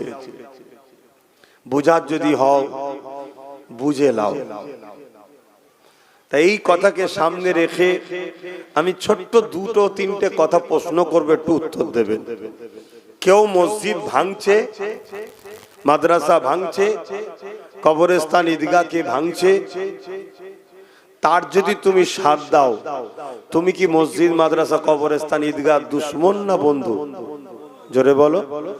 আর যে মসজিদ মাদ্রাসার দুশ্মন হয় তার মধ্যে ঈমান থাকে। দ্বিতীয় নম্বর কথা, তোমার বাপ দাদুর কবর কেউ বাঁচাতে চাইছে, কেউ বিক্রি করে দিতে চাইছে। যে বাঁচাতে চাইছে সে তোমার দুশ্মন, না যে বিক্রি করে দিতে চাইছে সে দুশ্মন? তাহলে তুমি তো এতটুকু বোঝো যে কে দুশ্মন কে আপন। তাহলে দুশ্মনের সাথ দিয়ে নিজের মুরব্বীদের কবরগুলোর ওপরে সিনেমা হল, মদের আড্ডা, বার, থিয়েটার হল তৈরি করো না। নিশ্চয়ই আপনারা জানেন এই কথাটা সর্ব জায়গায় আমি বলি, কেন এটা আমার ইমানি দায়িত্ব বলার। একবার না 1 কোটি বার যদি আল্লাহ বলার সুযোগ দেয় 1 কোটি বার বলবো। কেন্দ্র সরকার একটা আইন করেছে, যে আইন দ্বারা মুসলমানদের ওয়াকাফ সম্পদকে নিতে চাইছে। যেমন মুসলমানদের ওয়াকাফ আছে, হিন্দু ভাইদেরও সম্পদ আছে, দেওবত্ত সম্পদ, আরো অনেক ধর্মের আছে, তাদের সবটা নিজ নিজ দায়িত্বে সব যেমন ছিল থাকবে। শুধু মুসলমানদের সম্পদটাকে কেড়ে নিচ্ছে। এই কেড়ে নিবার কারণ মুসলমানদের হয়ে বলার কেউ নেই, এক। দ্বিতীয় নম্বর কথা, ভারতবর্ষে একটা মহল তৈরি করা হচ্ছে যেখানে মুসলমানদেরকে দ্বিতীয় ক্যাটাগরির নাগরিক গোলাম হিসাবে রাখবে। যারা গোলাম হিসাবে থাকতে পারবে না তাদেরকে হয় মেরে দেবে, না হয় তাড়িয়ে দেবে, দুটোর মধ্যে একটা। এই সব কিছুর পেছনে রাগ হচ্ছে একটাই, কেন ইসলামের আলোর কাছে অনেক ভণ্ডের ভণ্ডমি শেষ হয়ে যাচ্ছে, তাই অন্য কিছু রাগ নয়। তো এই রকম একটা জায়গায় দাঁড়িয়ে থেকে আমি আপনাদের জিজ্ঞেস করছি, আপনারা বলবেন কেউ যদি বিজেপিকে সাথ দেয়, সাপোর্ট করে, ভোট দেয়, তাহলে বিজেপিকে শক্তিশালী করলো ভোট দেওয়া মানে? তার মানে মসজিদ মাদ্রাসাকে সে ভাঙুক, আপনি সাপোর্ট করলেন, তাহলে তার কি ঈমান থাকবে? ঠিক তেমনি সেই বিজেপির আইনকে যে রাজ্য সরকার মেনে নিয়েছে, তাহলে সেই রাজ্য সরকারকে কেউ যদি ভোট দেয় তার কি ঈমান থাকবে মনে হয়? তাহলে এই জায়গায় দাঁড়িয়ে থেকে আমি আপনাদের পীরের আওলাদ হিসাবে, নবীর ঘরের সন্তান হিসাবে, নবীর উম্মতকে সঠিক অন্যায় থেকে যেমন বাঁচাবার দায়িত্ব, ন্যায়ের পক্ষ রাস্তাটা দেখাবার দায়িত্ব আছে না নাই? তাই আমাকে কারা সন্তান ও ভাইয়ের মতো ভালোবাসেন একটু হাত তুলে দেখান। বিশ্বাস করেন? হাত লম্বা করে তুলবেন। বিশ্বাস করেন? আলহামদুলিল্লাহ। যারা হাত তুলেছেন তাদের উদ্দেশ্যে হাত নামান। তাদের উদ্দেশ্যে বলছি, আমাদের রাজনীতির পাওয়ার দরকার আছে, আছে না নাই? তাই আমার ছোট ভাই নওশাদ রাজনীতি করছে, আমি এইদিকে আছি, ও ওইদিকে আছে। আপনাদেরকে খুলে আম বলছি, আপনারা ওর সাথ দেবেন। আমার কথা রাখতে পারবেন? আল্লাহকে সাক্ষী রেখে বলুন, রাখতে পারবেন? কথা দিচ্ছেন তো? হাত লম্বা করুন। যারা হাত তুলতে পারবেন, আমাকে যারা ভালোবাসেন হাত নামান। তো ভালোবাসার মানুষকে বলার অধিকার আছে না নাই? বাস, বাকি কে কি করবে যে যার কবরে জবাব দেবে। কথা বুঝে আসছে? এটা আপনাদেরকে বলে গেলাম। কেন? আমি আবার একবার বলে যাচ্ছি, কেন্দ্র সরকারকে ভোট দেওয়াটাও হারাম, রাজ্য সরকারকেও ভোট দেওয়াটা হারাম। কেন? এরা উভয়েই টাকার ইপিট উপিট, এরা ওয়াকাফকে শেষ করে দিচ্ছে, ওবিসিকে শেষ করে দিচ্ছে। ও প্রকাশ্য মুসলমানকে মিটাতে চাইছে, আর এ মুসলমানকে পিছন থেকে বেঁধে রেখে আস্তে আস্তে আস্তে আস্তে শেষ করে দিতে চাইছে। কেন? পশ্চিম বাংলায় মুসলমানদের সংখ্যাটা একটু বেশি, তো এই জন্য পশ্চিম বাংলায় ডাইরেক্ট যদি এসে আমাদেরকে অ্যাটাক করে অসুবিধা আছে। এজন্য প্রথমে হারাম টারাম খাইয়ে আমাদেরকে দুর্বল করেছে। সময় হয়তো এসেছে, এবার ওকে নিয়ে চলে আসবে। কথা বুঝে আসছে? হারাম খাদ্য আমাদের ঈমানকে দুর্বল করে। আর 1 কোটি লাশ যেমন কোনো কাজে লাগে না, বেঈমান মুসলমান কোনো কাজে আসে না। কথা মাথায় ঢুকলো? পশ্চিম বাংলার ভৌগোলিক পরিস্থিতি অন্য জায়গার ভৌগোলিক পরিস্থিতি আলাদা। এই পশ্চিম বাংলায় একটুখানি বুঝে বুঝে ওই মানে দেখাবো এক, করবো এক, এরকম সেকুলার দিয়েই আমাদেরকে শেষ করবে। এই জায়গায় আমি আপনাদেরকে বলবো, কে ভালো কে খারাপ দেখার দরকার নেই। নবীর বংশের আওলাদ নওশাদ সিদ্দিকী রাজনীতি করছে। রাসূলও বলেছে, কোরাইশ বংশের ঝান্ডার তলায় তোমরা থাকো, তোমরা ওর সাথ দিও। যারা আমাকে ভালোবাসেন, বলার অধিকার আছে না নাই? আমার ভালোবাসার মানুষকে বললাম, আল্লাহ যদি ওকে ক্ষমতায় আনে, সেই জায়গায় যদি পৌঁছায়, কোনো সুবিধা অসুবিধা হলে আমি জুম্মার দিন দরবারে থাকি, আমার কাছে যাবেন, আমি আপনাদের পাশে ছিলাম, আছি, থাকবো। কিন্তু মনে রাখবেন, ফাইসাল্লাহ আল্লাহর হাতে। আপনার সাথ দিয়াতে ওর উপকার হবে না ক্ষতি হবে, ওটা জানা আপনার প্রয়োজন নয়। আপনার প্রয়োজন আমি ইসলামের যারা ক্ষতি করছে তাদেরকে কমসে কম শক্তিশালী করতে পারি না। কথা মাথায় ঢুকছে? অনেক ভাই বলবে রাজনীতি আলাদা, ধর্ম আলাদা। আমি তাদের উদ্দেশ্যে আপনাদেরকে একটা কথা বলে যাচ্ছি, আপনারা বলবেন যদি রাজনীতি আলাদা হয়, ধর্ম আলাদা হয়, তাহলে রাজ পাওয়ার দিয়ে মন্দির তৈরি করছে আর মসজিদ ভাঙছে কেন? রাত পাওয়ার দিয়ে গীতা পাঠ করানো হচ্ছে আর কোরআন শেষ হয়ে যাবে বলছে কেন? তাহলে তোমরা কি রাজ ক্ষমতা দিয়ে ভারত থেকে ইসলামকে মুছতে চাইছো? এই অধিকার কি সংবিধান দিয়েছে? আমরা গীতা পড়বে কি পড়বে না, আমি পক্ষও নাই বিরুদ্ধও নাই, সেটা তার পছন্দের কাছে। কিন্তু কোরআনটা তো আমার পছন্দ, আমার কোরআন শেষ হয়ে যাবে, এটা আপনি বলছেন কেন? মন্দির থাকবে কি থাকবে না সেটা তাদের পছন্দের ব্যাপার, তাদের ব্যাপার, আমি পক্ষও নাই বিরুদ্ধও নয়। কিন্তু মসজিদটা তো আমার পছন্দ। তুমি রাজকোষের টাকা, যেটা আমাদেরও অর্থ আছে, ট্যাক্সের টাকায় অর্থ আছে না নাই? জগন্নাথ মন্দির করলে এটা কি সরকারের কাজ? হিন্দু ভাইদের কাজ, তারা তাদের ধর্ম করবে। কথা এক টাকা না, এই নতুন নয়, সবার কাজই পুরাতন। আজ এই বেলপুকুর গ্রামে আজ থেকে আসছিলেন আমার কামরুল ভাই সহ আরো যা ভাইরা রয়েছেন, আপনাদের সঙ্গে প্রায় 8-9 বছরের সম্পর্ক, তাই তো নাকি? 15 বছরে? বাবা, আমি নিজেই ভুলে গেছি তাহলে।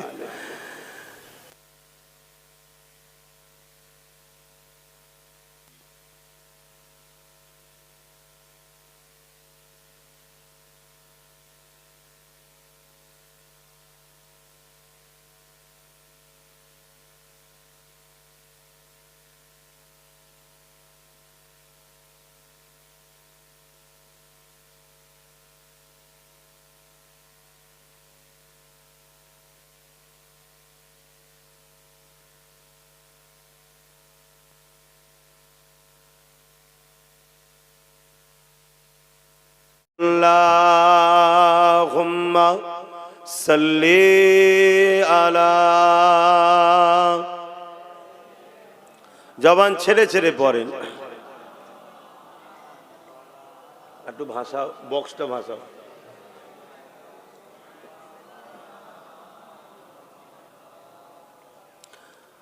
আউযু বিল্লাহি মিনাশ শাইতানির রাজীম। বিসমিল্লাহির রহমানির রহিম।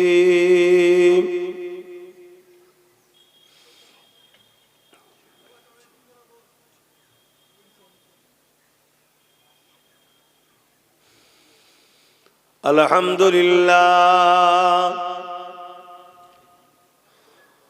আলহামদুলিল্লাহ নাহমাদুহু ওয়া নাস্তাঈনুহু ওয়া নাস্তাগফিরুহু ওয়া নু'মিনু বিহি ওয়া নাতাওয়াক্কালু আলাইহি ওয়া নাউযু বিল্লাহি মিন শুরুরি আনফুসিনা ওয়া মিন সাইয়্যাতি আ'মালিনা।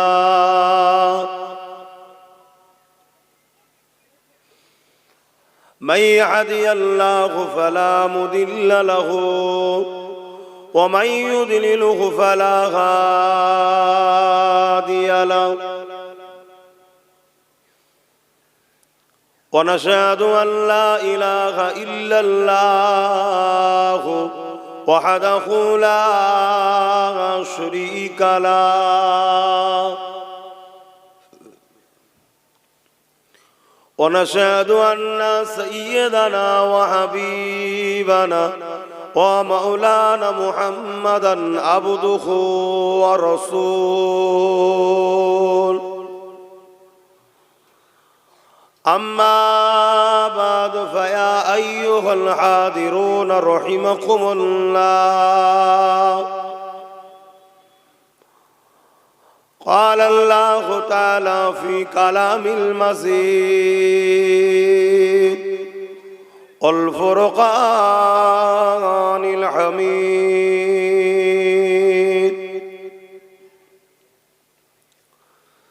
إن الله وملائكته يصلون على النبي يا أيها الذين آمنوا صلوا عليه وسلموا تسليما اللهم صل على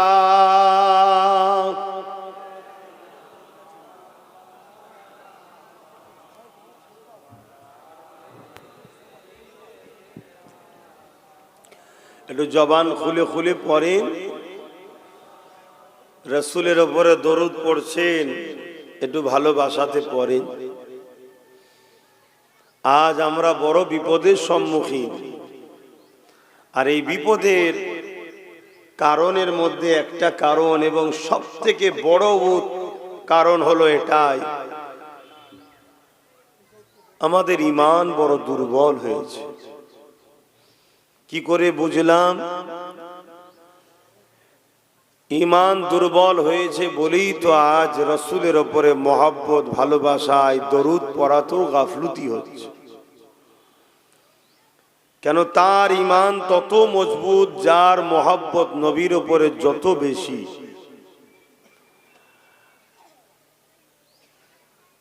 এক যুগ ধরে একই কথা বলছি যে হুজুরের মহব্বতের আদবের নাম হলো ঈমান হুজুর যার আছে পুরো কায়নাত তার আছে হুজুরের যে গোলাম হবে আল্লাহ তার মখলুককে তার প্রেমিক বানিয়ে দেবে আর যে হুজুরের নয়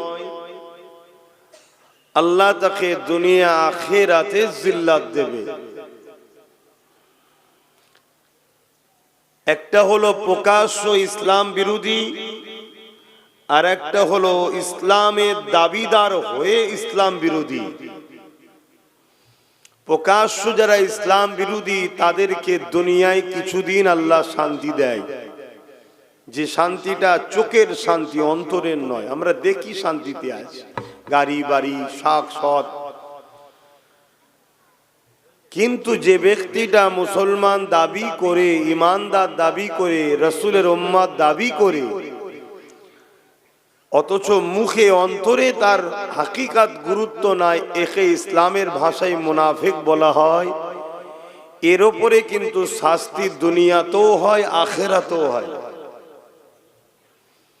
আমরা ইচ্ছা না চাইলেও আমাদের কাজ কাম যদি ইসলামের উপরে দরদ নবীর প্রেম আদব না থাকে তাহলে কোনো একটা জায়গায় আমরা কিন্তু ওই খাতাতে পড়ে যাব তাই আসুন মুমিনের পরিচয় মুমিনের মাকসাদ মুমিনের জিন্দেগির উদ্দেশ্য একটাই আমি বাঁচবো রাসূলের গোলাম হয়ে মরবো রাসূলের গোলামিতে যতদিন বাঁচবো রাসূলের দ্বীনের পাহারাদার হয়ে বাঁচবো দেখুন নামাজ তো মুমিনও পড়ে মুনাফিকও পড়ে রোজা মুমিনও রাখে মুনাফিকও রাখে হজ মুমিনও করে মুনাফিকও করে দাড়ি টুপি মুমিন মুসলমানেরও আছে মুনাফিকেরও আছে এগুলো দিয়ে চিনা যায় না মুমিনও কোরআন পড়ে মুনাফিকও কোরআন পড়ে আমার ওয়াজ নিতে পাচ্ছেন তো আপনারা হ্যাঁ ইতিহাস তারিখ হাদিস এটা হযরতে মাওলা আলীর পিছনে নামাজ যারা পড়েছিল তাদের মধ্যে সবাই মুমিন ছিল না কিছু নামাজি মুনাফিক ছিল তারা হযরতে আলী হুজুরের পিছনে নামাজ পড়েছে আর হযরতে আলী হুজুরকে এই মসজিদে শহীদ করে দিয়েছে আল্লাহ নবীর পিছনে যারা নামাজ পড়েছে সবাই সাহাবা ছিল না, তাদের মধ্যে কেউ কেউ মুনাফিকও ছিল। কথা মাথায় ঢুকলো তো? তাহলে আজকে মুসলমান, আমরা সবাই মুসলমান, সবাই নবীকে মানি বলি, সবাই দাঁড়িয়ে আছে, টুপি আছে, কোরআন আছে, নামাজ আছে, কিন্তু সবাই মোমেন মুসলমান নয়। আমাদের মধ্যেও মুনাফিক আছে। এই মোমেন আর মুনাফিকের পার্থক্যটা করবেন কিভাবে? মোমেন কখনো ইসলামের দুশমন হতে পারে না। মোমেন ইসলামের যদি উপকার করতে নাও পারে, ক্ষতি তার দ্বারা হবে না, এটা বাস্তব। মোমেন কখনো রসুল পাক সাল্লাল্লাহু আলাইহি ওয়াসাল্লামের বিরুদ্ধে দাঁড়াতে পারে না। আর মুনাফিক আমাদেরকে ধোঁকা দিবার জন্যে আমাদের মতো সাজে, কিন্তু তার হৃদয়ে মকসদ থাকে একটাই, আমাদেরকে আল্লাহ রসুলের থেকে দূরে সরাবার জন্য, নবীর প্রেম থেকে দূরে সরাবার জন্য চেষ্টা করে। তাই আসুন আমরা মুমিন, ইনশাআল্লাহ, আলহামদুলিল্লাহ। আল্লাহ ইমানদারদের ঘরে দরুদ পড়তে বলেছে, মুসলমানকে শুধু বলেনি। কেন সব মুসলমান ইমানদার নয়, কিন্তু প্রত্যেকটা ইমানদারই মুসলমান। জোরে বলুন সুবহানাল্লাহ। আমার ওয়াজ নিতে পাচ্ছেন তো নাকি? একটু বলবেন অসুবিধা হলে, যে বুঝে আসছে না।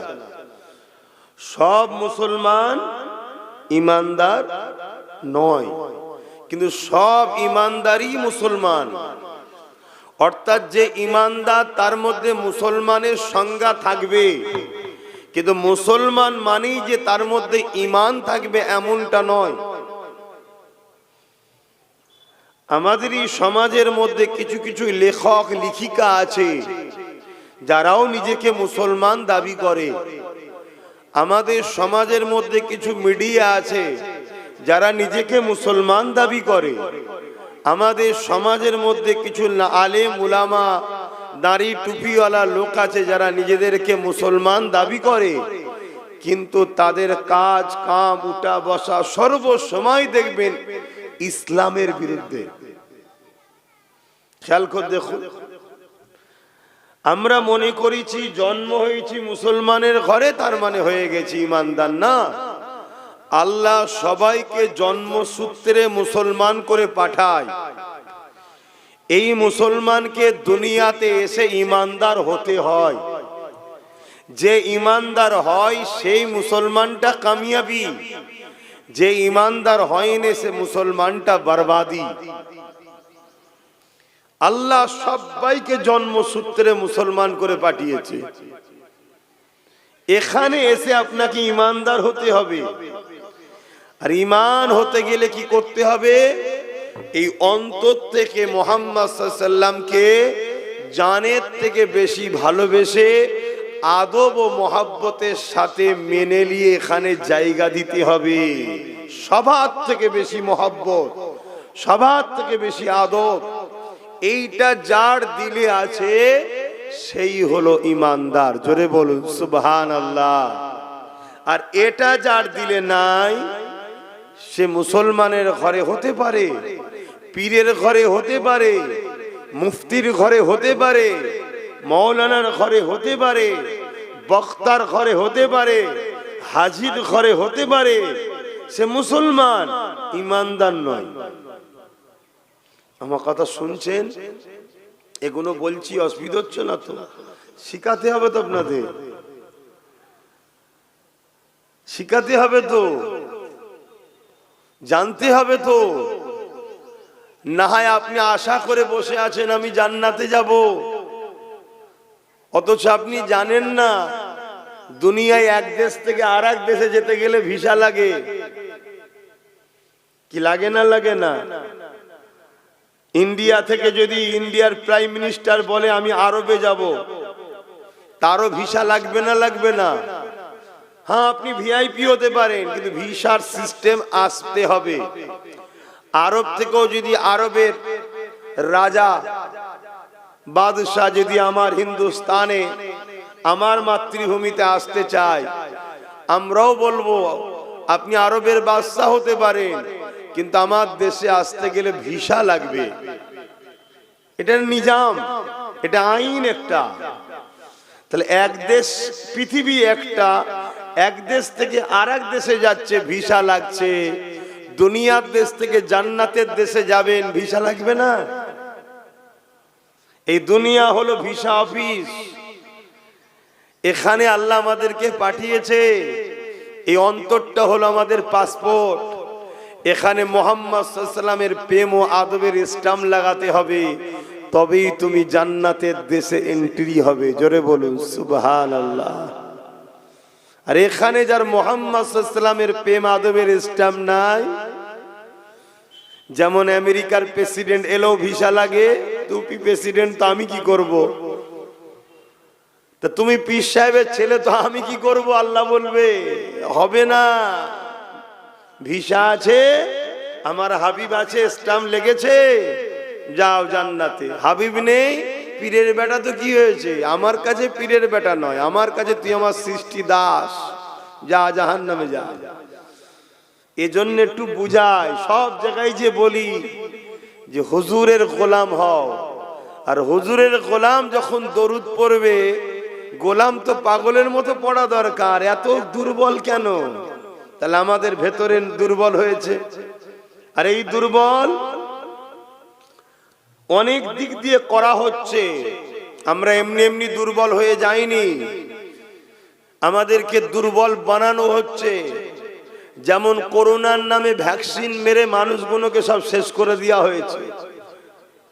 চারিদিকে রিপোর্ট শুনছেন তো কি হচ্ছে। আর আমি একটু বেশি বলে ফেলি, অনেকে বলে আবার, তাহলে কি কম বলবো নাকি? কারো কাছে আব্বাস সিদ্দিকী ভালো নাই, সবাই আমাকে খারাপই বলে। আপনারাও সামনে হয়তো ভালো বলেন, পিছনে খারাপ বলেন, তো সত্যি কথা বলেন।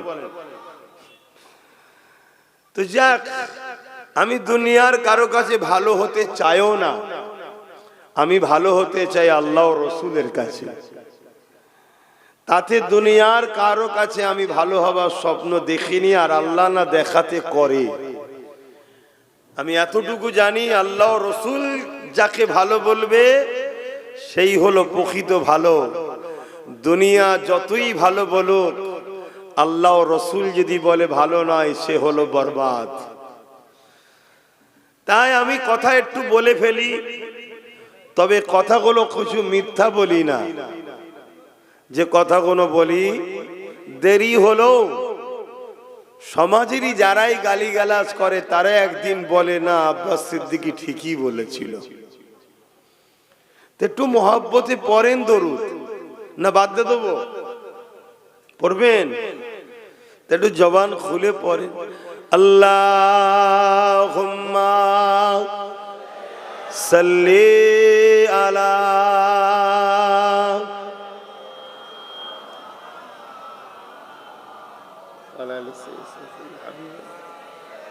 মাশাআল্লাহ।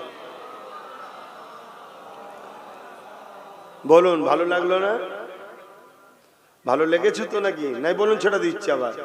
হ্যাঁ, কিন্তু বুঝতে হয়। पैगंबरों का रोज़ा दिखा दे खुदाया, दरे मोदद से मिला दे खुदाया, शराबे मुहब्बत पिला दे खुदाया, पैगंबरों का रोज़ा दिखा दे खुदाया। अल्लाहुम्मा सल्ली अला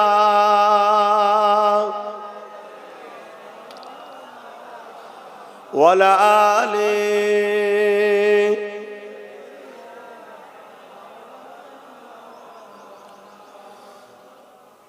सदाग़े महशर में लब्बाई लब्बाई जहाँ उम्मतों ने पुकारा मुहम्मद, हमें जानो दिल से प्यारा मुहम्मद, मुहम्मद के गमों है हमारा मुहम्मद। अल्लाहुम्मा सल्ली अला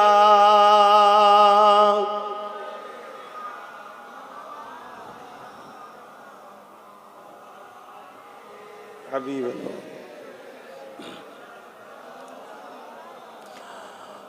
कलमे ला इलाहा इल्लल्लाह, ला इलाहा, जोरे जोरे ला इलाहा इल्लल्लाह, ला इलाहा,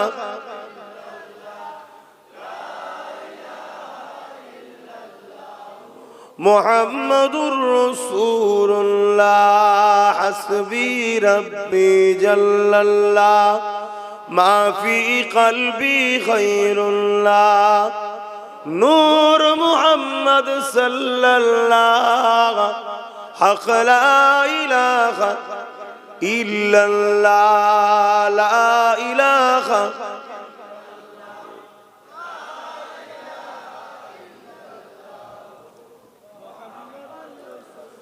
कलमे ला इलाहा इल्लल्लाह, ला इलाहा, ला इलाहा इल्लल्लाह, मुहम्मदुर रसूलुल्लाह। अल्लाहुम्मा सल्ली अला मौलाना मुहम्मद व अला आलिहि।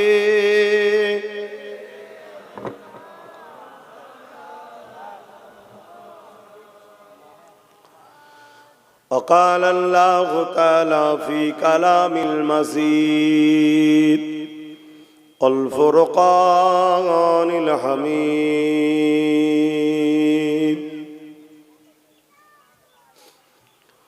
कुल इन कुंतुम तुहिब्बूनल्लाह फत्तबिऊनी युहब्बुकुमुल्लाह व यग़फिर लकुम ज़ुनूबकुम अल्लाहु गफूरुर रहीम।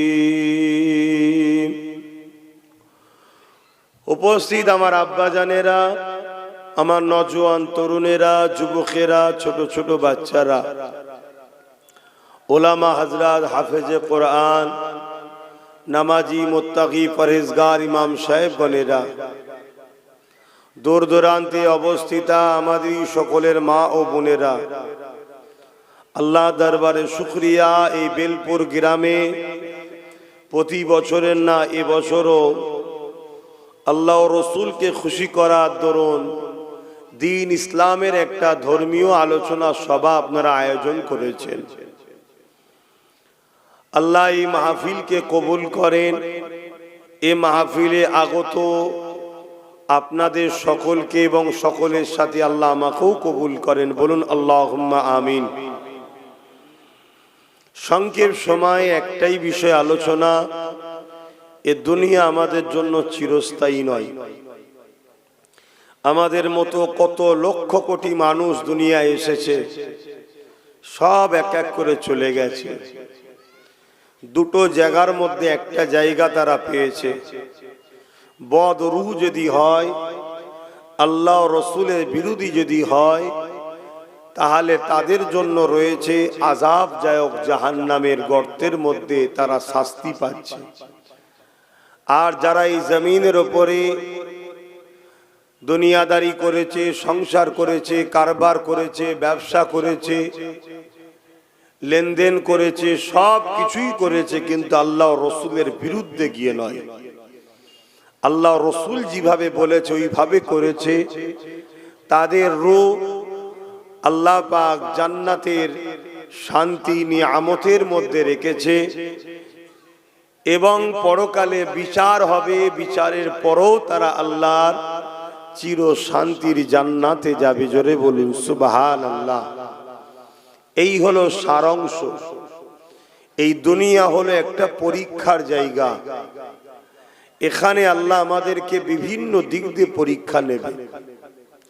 কাউকে গরিব করে, কাউকে ধনী করে, কাউকে নেতা করে, কাউকে পূজা করে, কাউকে জালিম শাসকের মধ্যে রেখে, কাউকে বিমার দিয়ে, কাউকে সুস্থ দিয়ে, কাউকে বিভিন্ন ভয় দিয়ে আল্লাহ বিভিন্ন দিক দিয়ে আমাদের পরীক্ষা নেবে যে বান্দা সর্বক্ষেত্রে সর্বসময় আমাকে মনে রাখে কিনা, আমার খুশি চাই কিনা। বান্দা তোকে আমি এত আদর করে এত নিয়ামত করে বানালাম, তুই যদি এই দুনিয়ার ধোকায় গিয়ে আমায় ভুলে যাস তাহলে আমার জান্নাত তোর জন্য উপযুক্ত নয়। কেন দুনিয়া হলো জেরক্সের ন্যায়, অরিজিনাল তো আল্লাহর জান্নাত। অতএব এই জেরক্সে এসে যদি তুমি আল্লাহকে ভুলে যাও, তোমার স্রষ্টাকে ভুলে যাও, তাহলে আমার আল্লাহ তোমাকে নিয়ামতের জান্নাত দেবে না। এটাই হলো পরীক্ষা। আর এই সব কিছুর মধ্যে আল্লাহ পাক যার জন্য কুল কায়নাতকে বানিয়েছেন সে রাসূল পাক সাল্লাল্লাহু আলাইহি ওয়াসাল্লামকে আল্লাহ আমাদের জন্য মডেল করেছে। সেই রাসূল যা আদেশ করেছে, মা আতাকুমুর রাসূল ফাখুযুহু ওয়া মা নাহাকুম আনহু ফান্তাহু। রাসূল যা আদেশ করেছে মেনে নিতে হবে, রাসূল যা নিষেধ করেছে ছেড়ে দিতে হবে। এটাই হলো আমাদের কামিয়াবি। রাসূল ছাড়া দ্বিতীয় আমাদের কেউ মডেল নাই। লাকাদ কানা লাকুম ফি রাসূলিল্লাহি উসওয়াতুন হাসানা। আপনি ভারতে থাকেন, আমেরিকায় থাকেন, জাপানে থাকেন, যেখানেই থাকেন, আপনি যে অবস্থাতেই থাকেন, আপনাকে মডেল শুধু রাসূলকে মানাতে হবে। শুধু ধর্মের ক্ষেত্রে নয়, ধর্মনীতিতেও রাসূল মডেল, পরিবার নীতিতেও রাসূল মডেল, সমাজ নীতিতেও রাসূল মডেল, অর্থনীতিতে বিজনেস করবেন রাসূল যেভাবে বলেছে, আপনি সম্প্রীতি মানববন্ধন করবেন অমুসলিমদের সাথে রাসূল যেভাবে বলেছে, আপনি রাষ্ট্র চালাবেন রাসূল যেভাবে বলেছে, আপনি পৃথিবীর যেখানেই থাকেন আপনাকে রাসূল ছাড়া অন্য কাউকে মডেল বলে মানা যাবে না। যদি আপনি রাসূল ভোলা হয়ে যান, আল্লাহ আপনাকে আস্তে আস্তে আস্তে আস্তে দুনিয়াতেও লাঞ্ছিত, অপমানিত, পদদলিত, বেউজ্জতি করবে এবং পরকালে আযাবে জাহান্নাম দেবে। আজ থেকে 100 বছর পিছিয়ে যান, আমরা এই দুনিয়াতে কত শানওয়ালা, মানওয়ালা, ইজ্জতওয়ালা ছিলাম, কিন্তু আজ আস্তে আস্তে আমরা রাসূল ভোলা হওয়ার দরুন আল্লাহ রাসূলকে মডেল হিসাবে না বানিয়ে আমরা দুনিয়ার বিভিন্ন সময়ে বিভিন্ন জনকে মডেল বানিয়ে আজ আমরা ধ্বংসের একেবারে কিনারায় এসে পৌঁছেছি। এই জায়গায় আপনি আমাকে এনেছেন পীরের আওলাদ হিসাবে, আমি আপনাকে বাঁচাবার জন্য রাস্তা দেখাবো। আপনাকে খুশি করে আপনার ভবিষ্যৎ ক্ষতি হবে এমন খুশি করার কথা আমি বলতে পারবো না। তাতে আপনার আমাকে পছন্দ না হয়, মিশবেন না, দাওয়াত করবেন না, ভিন্ন বিষয়, কিন্তু আমি আপনাকে ওই রাস্তাই দেখাবো যে রাস্তায় যদি আপনি আসা শুরু করেন তবেই আপনি কামিয়াবি পাবেন। আজ উম্মতে মুহাম্মাদি আমাদের কালচার, আমাদের উঠা বসা, আমাদের কথাবার্তা, আমাদের দৈনন্দিন জীবন ব্যবস্থা, আমাদের সমাজনীতি, আমাদের রাজনীতি, আমাদের পরিবার নীতি, আমাদের সমস্ত জায়গায় দেখুন আমরা পশ্চিমা কালচারের অনুসরণ করছি। আমরা ইউরোপ, দুনিয়া, আমেরিকা, ব্রিটেনের কালচারকে আজকে আমরা পছন্দ করে নিচ্ছি। লেবাসে হোক, সংসার জীবনে হোক, অর্থনীতি জীবনে হোক, পরিবার জীবনে হোক, মানববন্ধনের জীবনে হোক, আমেরিকা পৃথিবীকে শান্তি দিতে পারেনি। পশ্চিমারা যেদিন থেকে পৃথিবীর ওপরে নিয়ন্ত্রণ শুরু করেছে সেদিন থেকে পৃথিবী ধ্বংসের দিকে যাচ্ছে। 100 বছর আগে পুরো পৃথিবী আমাদের নিয়ন্ত্রণে ছিল।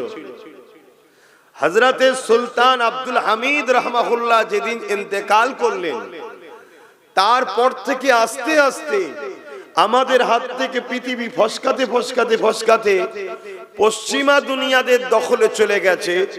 আর পশ্চিমা দুনিয়ারা আমাদেরকে তো গোলাম বানিয়ে দিয়েছে, তাদের কালচার আমাদের মধ্যে ঢুকিয়ে দিয়েছে। যে কালচারে না সংসার জীবনে শান্তি আছে তাদেরও নাই, না সমাজ জীবনে শান্তি আছে তাদেরও নাই, না রাজনীতির জীবনে শান্তি আছে তাদেরও নাই। এই কালচার থেকে যদি আমরা বেরিয়ে এসে প্রফেট মুহাম্মদ সাল্লাল্লাহু আলাইহি ওয়াসাল্লাম যে আদর্শ দেখিয়েছে, আজ থেকে 100 বছর আগে পুরো পৃথিবী যে আদর্শ ছিল, হতে পারে সে ফ্রান্স, হতে পারে ব্রিটেন, তারাও কিন্তু ওই কালচারই অভ্যস্ত ছিল যে কালচার আমরা দিয়েছিলাম। তাই পুরো পৃথিবীতে তারা শান্তিতে ছিল। এই জায়গায় আপনার আমার মতোই গুটি কত মানুষ নিয়ে হয়তো ভাবতে পারেন এত বড় কথা আলোচনা করে কি করব না। একদিন তিল তিল থেকেই কিন্তু একদিন বিরাট বড় তাল হয়, সেই থেকেই কিন্তু সিন্ধু থেকেই বিন্দু থেকেই একদিন সিন্ধু হয়। একদিন তোমার এই ক্ষুদ্র ক্ষুদ্র ক্ষুদ্র একদিন কিন্তু বিপ্লব তৈরি করবে। তাই আমার ডিউটি যাকে পেয়েছি তাকে এই কথাটাই বলা দরকার, দুনিয়া আখিরাতের যদি শান্তি চাও মুহাম্মদ রাসূলের গোলাম হও। দুনিয়া আখিরাতের যদি কল্যাণ চাও মুহাম্মদ রাসূলের ফলোয়ার হও। দুনিয়া আখিরাতে যদি কামিয়াবি চাও মুহাম্মদ রাসূলকে রাসূল বলে মেনে তার জীবনের মডেল, জীবনে যে আদর্শ দিয়েছে নিজের জীবনে বাস্তবায়ন করো, তবেই কামিয়াবি হবে। শুধু মুসলমান হলেই যে সে আমার রাসূলের মডেল অনুসরণ করে এমনটা নয়। আমার রাসূলের আদর্শ কি সেটা তো জানতে হবে। আমার নবী, ইসলাম, আমার রাসূল কাকে বলে? নামাজ যেমন আমার রাসূল দিয়েছে, ইনসাফ দিয়েছে, ইনসানিয়াত দিয়েছে, মানবতা দিয়েছে, প্রেম দিয়েছে, ভ্রাতৃত্ব দিয়েছে, ঐক্য দিয়েছে, একতা দিয়েছে, সম্প্রীতি দিয়েছে, মানববন্ধন দিয়েছে। আমার রাসূল পুরো পৃথিবীর অশান্তিকে বন্ধ করে অসভ্যতাকে মিটিয়ে আমার রাসূল মাত্র 23 বছরের মধ্যে তামাম পৃথিবীতে সাম্য শান্তি প্রতিষ্ঠিত করেছিলেন। জোরে বলুন সুবহানাল্লাহ। এই পৃথিবীতে তো শান্তি ছিল না। 1500 বছর আগের ইতিহাস দেখো। এই পৃথিবীতে নারীদেরকে ভোগের পাত্রী বানিয়ে দেওয়া হয়েছিল। বাপেরাই নিজের কন্যাকে জ্যান্ত পুত্র।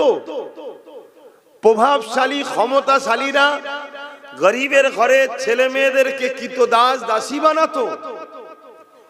এই পৃথিবীতে ইনসাফ ছিল না, সংসার জীবন ছিল না, নারী ভোগের জিনিস ছিল। মানবতা বলে